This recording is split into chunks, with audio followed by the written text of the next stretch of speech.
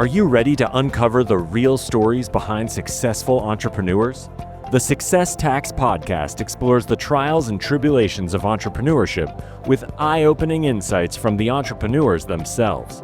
Join Eric Green and Tony Carter as they dive deep into the highs, lows, and hidden costs of building a thriving business. Get ready to revitalize your energy and unlock tremendous wins on your entrepreneurial journey.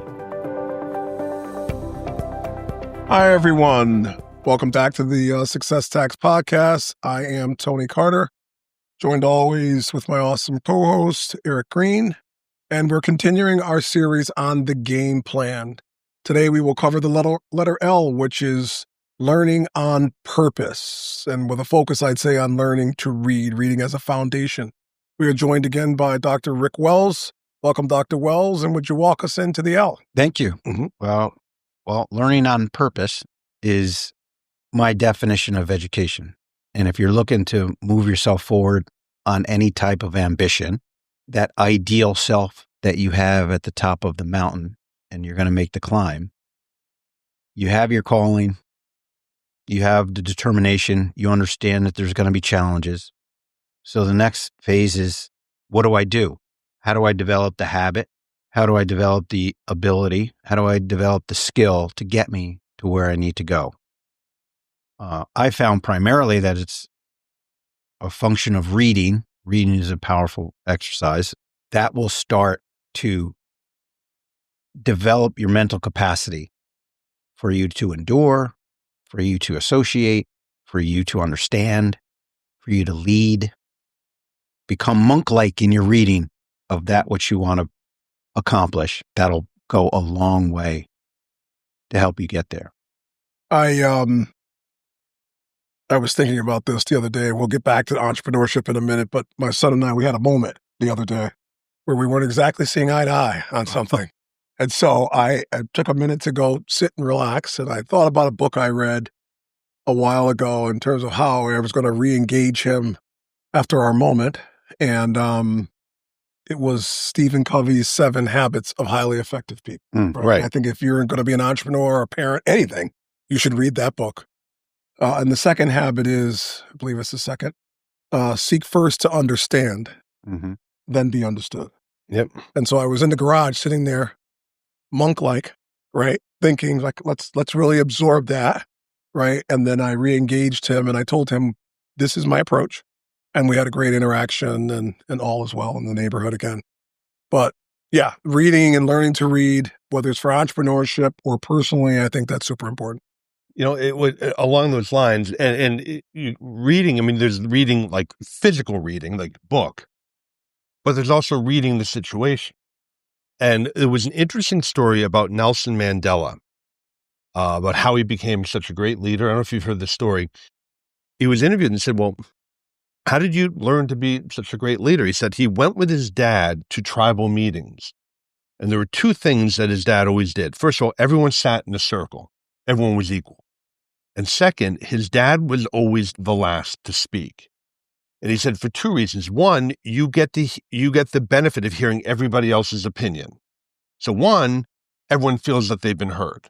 And 2, you get to hear all the opinions before you speak. And the commentary on this is too many leaders walk into a boardroom and say, here's the problem, here's what I think, but now I'm interested in what you have to say. Too late. Too late. Yeah. Right? And so being able to read the room, like you sat back, thought, and went in, and I'm betting you went in saying, I understand what you're saying. Here was my approach, and which made him understand your approach. In other words, you're not just digging in your heels and fighting. But my approach with him actually similar, but I led with a question, right? Thereby, in my mind, empowering him, right? It was that whatever I asked him, I was seeking clarity and better understanding of what his intent was. What message were you trying to convey? And then I was able to express, well, this is how what you said landed on me, right? Which brought us to where it brought us. And so again, let's start again with a very clear understanding of where we both sit on these things. And remember, at the end of the day, I'm the boss. I'm your dad. It's going to go my way. Yeah. And, as it may seem counterintuitive, But what reading actually helps you do is to develop better questions than anything. It's a journey, and the mountain has no top. So it's continual. So how do you think better, right? So another entrepreneurial book is Think and Grow Rich. Great book. Think. So how are you strengthening that mental muscle? Are you feeding it bubble gum every day? Or is it something that will nourish the soul, nourish the mind? So the whole exercise of reading is, I think, essential. It's fundamental to moving yourself forward.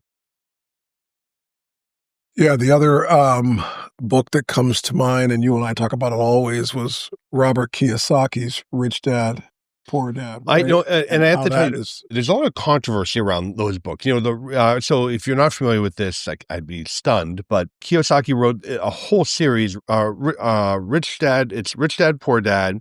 So the controversy, he never discusses who Rich Dad is. So people are like, well, he made it up. I got to be honest with you, that's all nonsense. The takeaway of the book is how to think about investment and money. So, for instance, I would have told you, as a self-employed solo lawyer, I have a business. No, you don't. You got a job. It's the worst job in the world. One, because I work for an asshole. And two, if I don't show up to work, I don't get paid.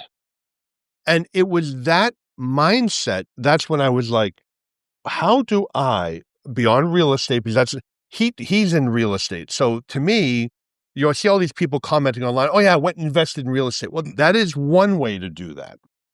But to me, I'm sitting mulling this over, and I have a CPA. And so the way I got as a tax attorney, I got business, still get business.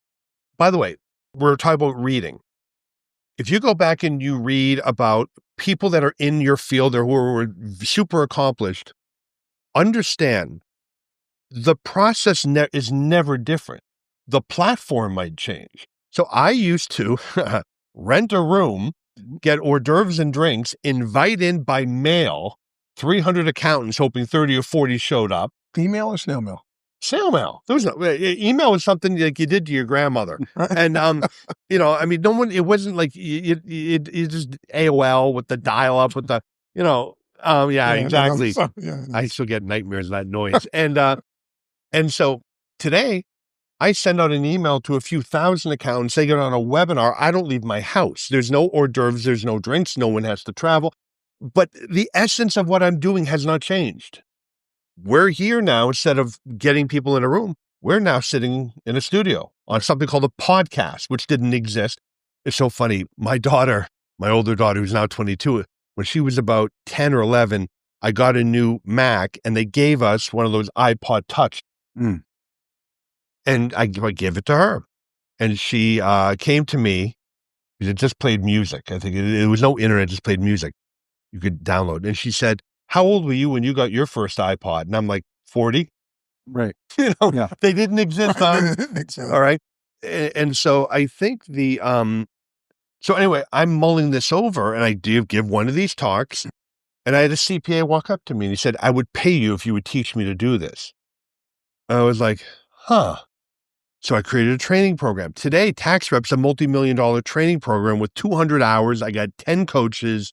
And it sort of became this thing, but nothing's changed. I mean, the platform has changed, but the process has not changed. So for those of you like, well, Napoleon Hill probably died 50 years ago. I don't even know when that book was written. Right. It is every bit as on point today as it was then. The methods may change, but the message has not changed at all. In a way, that is timeless. It never changes. As you start your reading journey, you'll find that there's a golden thread that is through all of these books, themes, if you will, archetypes, if you're a Jungian. There's vessels for thought that will help you move forward.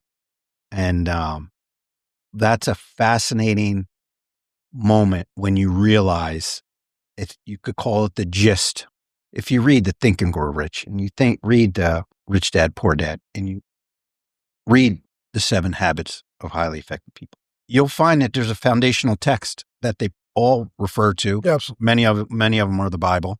Yeah. If you read it as a psychological text and everything else. But that golden thread is where you realize that you really got something here. So the question, and, as entrepreneurs, and I think, as an educator, there's a reason why you do things. So you can take it a step further. So the exercise is you realize that next week you're going to be deserted on an island all by yourself for a very long time, possibly the rest of your life. You have an opportunity to bring 10 books with you. Which 10 do you bring?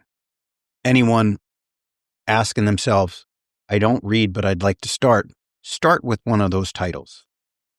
And then you could take it further and say, well, what is it about me that's choosing these types of books, right? If you think about one, what book would you take?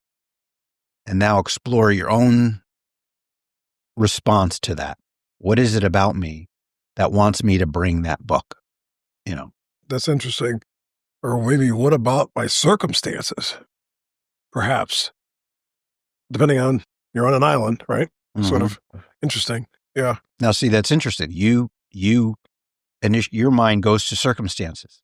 My mind goes to thought and where my thoughts would be, not thinking of the circumstance. See, and I went to all three. I'm like, I need a book on how to survive on an island. I want 5 or 6 books to help grow. Right. And then I need 3 of like the Bloom County comics or something because I'm going to get bored pretty quickly. So I was thinking the same thing. You should have made 3 books because that would have been harder. 10 books. I book on how to light a fire or something, right? My question was, can I bring does Shakespeare count as one book?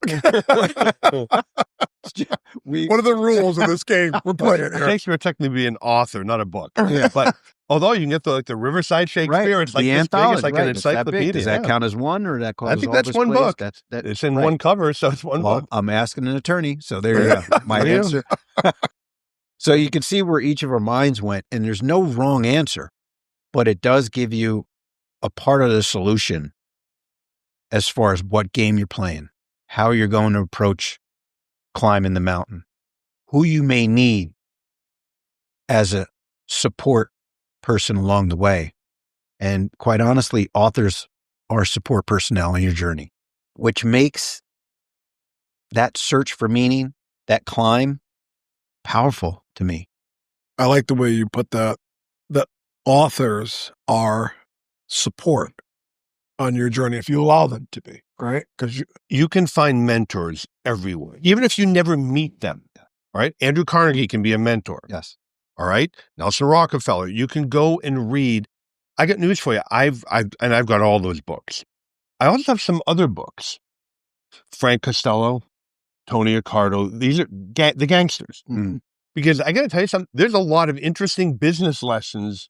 Now, I might leave out the knee breaking part, that kind of stuff. But I find there are lots of people who have dealt with these issues before. And I know it seems like, well, that was 100 years. It doesn't matter. The same issue. They got the same problems we have. Again, platforms might change. Obviously, our society has shifted. But the bottom line is the problems, the business issues, the personal issues are still the same. You can go and get mentoring from people who have been through this before. In the tech side, I would almost suggest find some good YouTube channels because that stuff moves quickly. You get a book, it's already 2 years old, it's already moved on. But there are people who put out content, game plan right here. There are people who put out content every day. Just find good content. It'll provide context. Yep. It will help to flesh out your reading. It'll deepen your perspective. That foundational reading discipline. It's a struggle. It's a challenge to come to grips with what they're actually saying. Everyone has read a book, then went back and revisited it a decade later and amazed at what they either missed or reinterpreted at the end. So books, and their modes of thought develop. And with me, reading provided the lens through which I can see this life. And, life-changing for me was Epictetus. He gave me a definition of education that was all-encompassing. Haven't found a better one yet, where it deals with, engaging your capacity to endure. It involves how you associate with the people around you. It involves improving your understanding and maturity. It involves how do you lead a good life.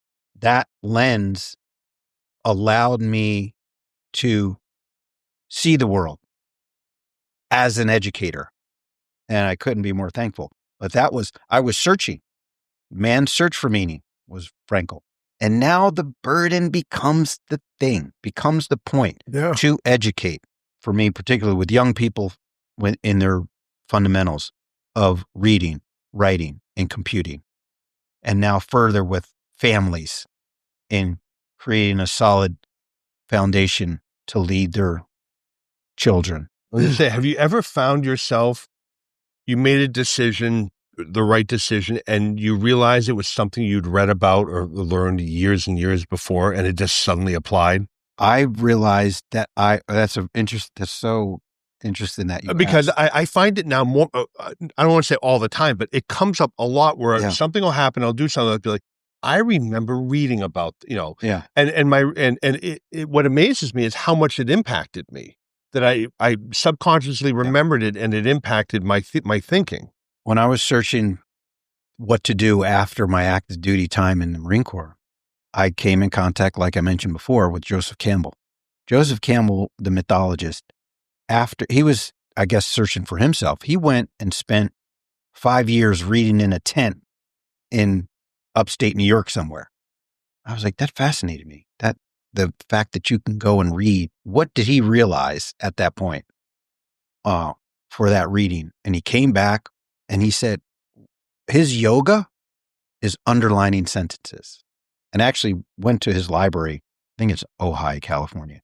And I saw one of his books and he underlines his sentences with this type of bookmark. But anyway, that put me on this reading journey with Campbell. And then he realized, he came back and he became a teacher, Sarah Lawrence, for like 40 years.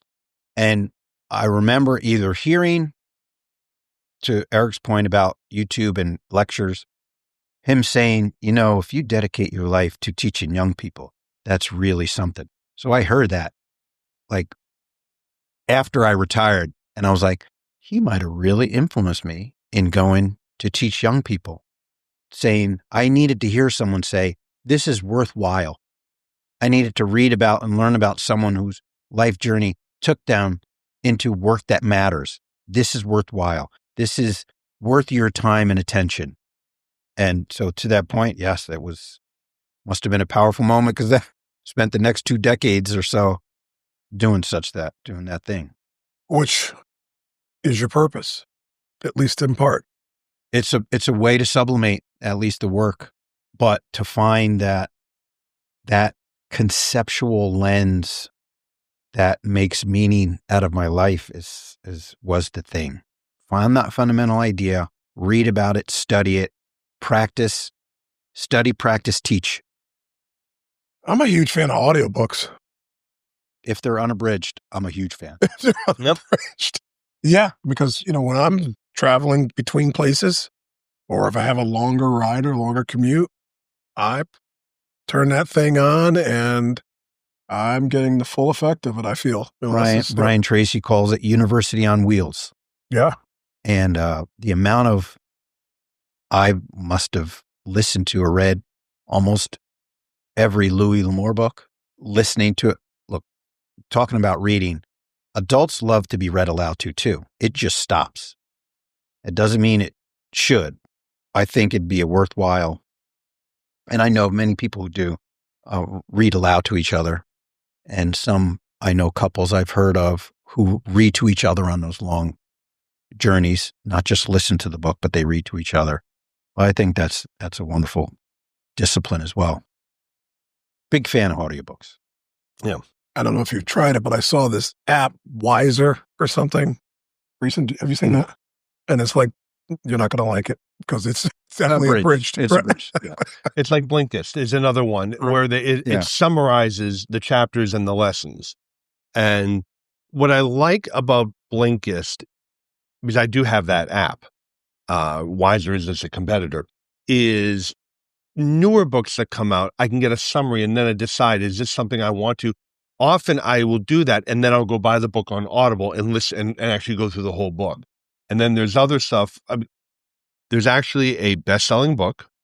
Don't buy it. It's The Subtle Art of Not Giving a Fuck or something like that. Oh, yeah, I saw that. I can summarize the whole book for you in one sentence, which is, we are so busy and distracted, we don't even know what to care about anymore. I don't remember how many, 150 pages of that. Right. I could have put it down after the first 3 pages. Yeah. Had I listened to it on Blinkist, it would have been like, yep, don't need to read that. Right. All right. And I'm somebody who does not mind swearing. The whole book from start to finish is F-bombs through the whole thing. Oh. Even me, I was like, okay, enough. Enough. You made it's on your my point. shelf, my bookshelf. Yeah, you can't focus on the bubble gum for the mind. But an interesting exercise for you to do, to realize your purpose, the game you're playing, is to imagine yourself, and you don't have to imagine, you're going into a bookstore, and which part of that bookstore do you go to first? I tend to go toward the philosophical and the historical fiction, but an exercise in that, and then now you start to reveal to yourself what kind of person you are, and to Eric's point earlier about seeing the way, it's not all revealed in text, but as a child, what board games did you enjoy? That'll let you know a little bit about your strategic thinking, what kind of thinking you were. Monopoly was one. I didn't always win, but I know the cousin that did win, shout out to David, is on Wall Street for 30 years. And I can't, it'd be obscene probably to talk about the amount of money that he deals with as an investment banker, what he's been doing on Wall Street, but he would always win it at Monopoly. Risk. Yeah. See, there you go. It's not, this is real. It is real. It all started with Monopoly, right? Oh, yeah. My army should be arriving any minute. We're going to conquer everything. That question you just posed about when you go into a bookstore, where do you go? There was a time, and I don't remember where it started, but the Brian Tracy's, the Kiyosaki's, now that might have been the self-help, right? I'm not sure what section that would be. Or psychology, too. Or psychology. Yeah. I would just sit on the floor and there, find a spot, and just start to thumb through those books. And really, it resonated with me right from the beginning. Like, it was hard to put them down, a lot of them. Hard to put it down. I have the whole set from Kiyosaki, Rich Dad, but that whole, the whole set of everything, cash flow quadrant, escort, real estate. Yeah. It's like, man. I bought and read all of them. The discipline of reading and learning, I think, is often, like many other things, it's difficult to begin. Start small. Human behavior is very difficult to change. 15 minutes of reading or 10 pages a day. If you've seen the challenge 75 hard, 10 pages a day of nonfiction toward what you're becoming better at is something that you can bite off, start right now with that discipline. I can almost guarantee that it will change your life. 10 pages. A day. How many days? 75. 75. Okay. I'm going to take you up on that. I'm going to give that a shot, I think. Yeah. I don't think it can't be an audiobook, right? Let's not do that. Can't be, it has to be a published work. And that's the benefit of, I don't want to belabor it, but published work, a serious thinker, the great thinkers about a particular way of being. It will help you with the questions. What is success? What am I here to do? You'll see people that were serious and able to publish it on what it is that made their life more meaningful. And I can't help but think, we talked about this earlier, the gap between knowing and doing. The knowing-doing gap, which is, you have the impulse and whether you do it or not. And, you need to learn by doing. Learn by doing. Often people just do the damn thing. Mm-hmm. It's learn by doing. And I think the learning heavily involves reading. and reflection. And then from your reading and reflection, you resolve to do. When you say reflection, what do you picture or envision when you say that? That's Medusa all day. Her, the symbol of being stuck. She turned those to stone. Of being stuck, usually from having too small a goals. And she was conquered by Perseus using his reflective shield, the reflection in his shield. Cut her head off, body's on the floor. What springs up? Pegasus, the symbol of creativity, and Chrysor with the golden sword of discretion. Combine those two things. What's the best way to reflect? This is Brian Tracy. What went well today? What would I do differently next time? And I would add, depending on what area of life you're improving upon, how can I show up better for my family or my clients or my colleagues or my partner, my spouse? That act of reflection will help you to resolve your resolution with yourself to do, which will shorten the knowing, do, and get. Well, the L is most certainly about learning. And I don't know about you, but since we started this 9-part series of Game Plan, I have learned a lot. Oh, yeah. Yeah, it has been about my own sets of reflection, and we very much appreciate your time, energy, and effort. And if all of you, any of you feel the same as I do, that you have learned a lot, or you're learning a lot on this journey, please hit that like button at the bottom, like and subscribe to the Success Tax Podcast. And comment, all right? We'd love to hear what you think about what's this. If anything you've got to add to the conversation would be great. And I'm looking forward to the next two. Very much so. And on that last episode, and be sure not to miss it, we're going to talk about different areas where this game plan format can be expressed. Right. So, as always, we very much appreciate your time, energy, and effort for tuning into the Success Tax Podcast. Until the next time, take care. Thanks for listening to the Success Tax Podcast. For more valuable insights on the entrepreneurial journey, be sure to visit thesuccesstaxpodcast.com. We'll see you next time for another dose of entrepreneurial wisdom.